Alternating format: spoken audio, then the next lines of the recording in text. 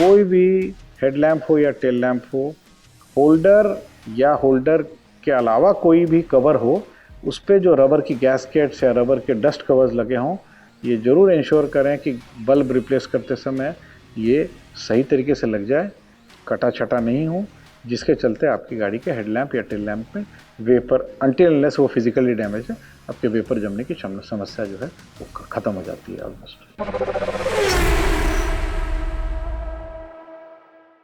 नमस्कार, heads up auto में आपका बहुत बहुत स्वागत है। बारिश के मौसम में ह्यूमिडिटी तो आम बात है।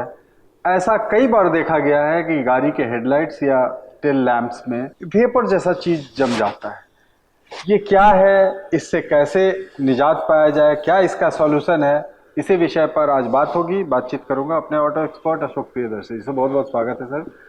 सर, बारिश के मौसम में ह्यूमिडिटी के चलते या और भी दूसरे फैक्टर्स के चलते जो गाड़ी के लाइट्स होते हैं उसमें वेपर टाइप्स कुछ जम जाता है और उससे लाइट प्रभावित होती है। एकदम सही बोला आपने। तो देखिए शक्ति जी, अल्टीमेटली अंदर में मॉइस्चर जाएगा तो वेपर जम सकता है। मॉइस्चर जाने के दो तीन कारण हो सकते हैं। कहीं कोई फिजिकल डैमेज हो जाए, हल्का सा उसका जो ग्लास है या जो एक्रेलिक का जो मटेरियल होता है, जो कि उसका ऊपरी सतह होती है, वो हल्का सा कोई फिजिकल डैमेज में क्रैक हो जाए।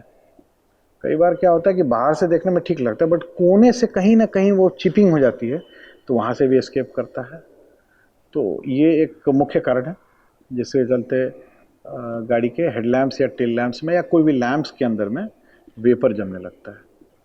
तो इसके लिए फिर आप वर्कशॉप में जाते हैं तो वो फिजिकली देख लेते हैं कि भाई कोई डैमेज तो नहीं है। अगर डैमेज है तो कोई बात नहीं है, तब तो आपको रिप्लेस करना पड़ेगा। हम लोग ने देखा शक्ति जी कि हेडलैम्प हो या टेल लैम्प हो, तो जो भी बल्ब लगेंगे, चाहे वो एलईडी हो, चाहे आपके नॉर्मल फिलामेंट टाइप के बल्ब हो या हैलोजन बल्ब्स हो या व्हाटएवर, तो वो तो उसमें प्रोविजन होता है बदलने का। भाई अगर फ्यूज़ कर जाए तो बदलना पड़ता है जी। इसको एक्सेस करने के लिए उसमें होल्डर्स होते हैं जिसमें बल्ब आपका लग जाता है, और फिर उस होल्डर को आप जा करके टेल लैम्प या हेड लैम्प या कोई भी लैम्प में जाके उसको आप लॉक करके फंसा देते हैं। ये होल्डर में एक रबर की रिंग लगी होती है, जो कि जब आप होल्डर को लगा के टाइट करते हैं तो, और अगर हेड लैम्प या टेल लैम्प फिजिकली डैमेज नहीं है, तो ये क्या करता है कि जो होल्डर है वो तो बेसिकली आप बल्ब लगा करके उसको फिक्स करते हैं लाइट में। ये गैप के थ्रू जो मॉइस्चर जाता है वो रबर की जो रिंग या वॉशर होती है, ये उसको लगभग एयर टाइट बनाती है, जिसके चलते मॉइस्चर अंदर नहीं जाता है। कुछ नए जनरेशन के कार्स में इवन हेडलाइट में देखा गया है कि जो उसका बल्ब होता है या एलईडी सिस्टम या एचआईडी सिस्टम, वो एक डब्बे में होता है।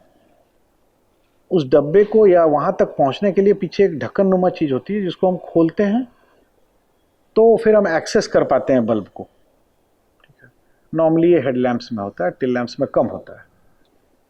यहाँ पे भी देखेंगे कि ये जो ढक्कन नुमा चीज़ है जो कि आपके हेडलैम्प को पीछे से सील करती है, जिसको खोलने के बाद आप बल्ब तक पहुँचते हैं या एलईडी लैम्प तक पहुँचते हैं, इस कैप में भी रबर की रिंग लगी होती है। तो मेरा ये मानना है, और ये देखिए रिंग कैसे मिसप्लेस होती है। कई बार कोई बल्ब आपका रिप्लेस करने गए, आपका बल्ब फ्यूज़ कर गया, तो आप टेक्नीशियन के पास गए, टेक्नीशियन ने क्या किया, उसको खोला और देखा कि ये बल्ब फ्यूज़ है। बल्ब को खोला, ये निकालने और लगाने के क्रम में जो होल्डर जो होता है आपका, जिसमें बल्ब फिक्स होता है, जिसमें ये रबर की ओरिंग लगी रहती है, ये ओरिंग जो है कई बार लगाने के क्रम में निकल जाती है या कट जाती है। तो उस समय तो बल्ब बदला गया, गाड़ी लाइट जलने लगी तो आप लेके गाड़ी चले गए। परंतु जब बरसात का मौसम आया या बहुत ज़्यादा ठंड का मौसम आया, जब भी मॉइस्चर कंटेंट हाई हुआ, तो अब ये इसी गैप के माध्यम से, अगर फिजिकली हेडलैम्प आपकी सही है या टेल लैम्प सही है, क्रैक नहीं है, टूटी फूटी नहीं है, तो यही एक मुख्य कारण है जिसके चलते आपका मॉइस्चर अंदर एंटर कर पाता है। तो आज के वीडियो में मैं ये अपने दर्शकों से आग्रह करना चाहूँगा कि कभी भी अगर अपनी गाड़ी का लैम्प, बल्ब कुछ भी रिप्लेस कराते हैं तो ज़रूर इंश्योर करें कि टेक्नीशियन को बताएं कि भाई उसके पीछे जो रबर का जो प्रोटेक्टर है या जो डस्ट कवर है या रबर की ओरिंग है, चाहे वो छोटा बल्ब हो या बड़ा बल्ब हो, उस ओरिंग को जरूर इंश्योर कर लें कि वो अपने जगह पे ठीक से लगी है कि नहीं और ओरिंग की कंडीशन ठीक है कि नहीं। ऐसा नहीं है कि ओरिंग कटा है तो आप उसको बदलने की कोशिश करें। हो सकता है पूरा लाइट बदलना पड़े, परंतु वो बदल देना ही उचित है। तो डेमो के ज़रिए चलते हैं और समझते हैं कि अगर आपके लैंप्स बदलने के दौरान या लैंप्स में इस तरह की समस्या आती है जो कि मॉइस्चर के कारण होता है या ह्यूमिडिटी बढ़ने के कारण होता है, तो आपको क्या करने की ज़रूरत है। तो चलते हैं डेमो की ओर।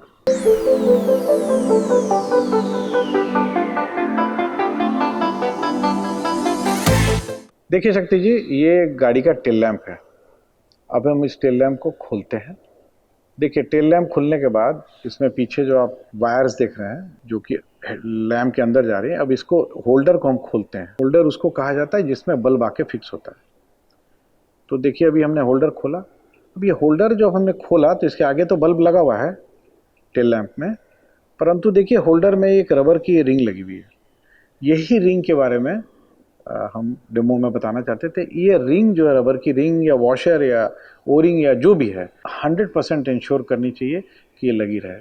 और ख़ासकर जब आप बल्ब अगर रिप्लेस कराने जाते हैं तो कृपया करके अपने टेक्नीशियन को बोलें कि रबर को ध्यान रखें कि रबर या तो निकल के गिर ना जाए, या रबर की रिंग या वॉशर जो है रबर की, या रबर की कोई गैस्केट है तो वो गैस्केट जो है वो डैमेज नहीं हो, तो इसका ध्यान रखना है। तो ये तो हो गई आपकी टेल लैंप। अब चलते हैं हम लोग हेड लैंप की तरफ।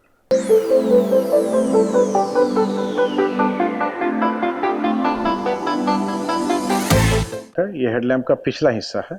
इसमें जो हम लोग होल्डर इंसर्ट करते हैं उसके अगल बगल देखिए डस्ट कवर जैसा एक चीज़ लगा हुआ है। ये लगभग मॉइस्चर की एंट्री को ख़त्म कर देता है, नहीं जाने देता अंदर, और डस्ट भी नहीं जाने देता है। तो कुछ गाड़ियों में इस तरह का प्रोविज़न होता है जो आपको अभी देखा जा रहा है कि पीछे डस्ट कवर लगा हुआ है, और ये होल्डर जैसे अभी हमने देखिए होल्डर को बाहर निकाला, देखिए डस्ट कवर है। अगर डस्ट कवर को हम निकाल देते हैं तो ये गैप के माध्यम से भी इसके अंदर मॉइस्चर जाता है और आपका रिफ्लेक्टर डैमेज हो सकता है। और दूसरा हम आपको ये दिखाते हैं जिसमें कि बाहर से कोई वायर नहीं दिखेगा आपको। वो डब्बा जो हेडलैम्प का जो पूरा असेंबली है वो पूरा पैक्ड रहता है, परंतु बल्ब को एक्सेस करने के लिए ये देखिए पीछे एक ढक्कन नुमा चीज़ बनी हुई है। इस कैप को जब हम खोलते हैं तो कैप को खोलने के बाद देखिए हम बल्ब को एक्सेस कर पा रहे हैं। और इस कैप में देखिए शक्ति जी, ये रिंग लगी हुई है रबर की, यही रिंग की हम बात कर रहे हैं। कोई भी हेडलैम्प हो या टेल लैम्प हो, होल्डर या होल्डर के अलावा कोई भी कवर हो, उस पर जो रबर की गैस्केट्स या रबर के डस्ट कवर्स लगे हों, ये ज़रूर इंश्योर करें कि बल्ब रिप्लेस करते समय ये सही तरीके से लग जाए, कटा छटा नहीं हो, जिसके चलते आपकी गाड़ी के हेडलैम्प या टेल लैम्प में वेपर, अनटिल अनलेस वो फिजिकली डैमेज है, आपके वेपर जमने की समस्या जो है वो ख़त्म हो जाती है। बहुत बहुत धन्यवाद अशोक जी। हेड्सअप ऑटो का मकसद ही है कि गाड़ी से संबंधित जो भी छोटी से छोटी आपकी समस्या हो उसका समाधान आप खुद निकाल पाएं। हेड्सअप ऑटो को अगर अब तक आपने सब्सक्राइब नहीं किया है तो जरूर से सब्सक्राइब कर लें, कमेंट जरूर करें और हमारे फेसबुक और इंस्टाग्राम को भी फॉलो करें। दीजिए शक्ति प्रकाश को इजाजत। बहुत बहुत धन्यवाद।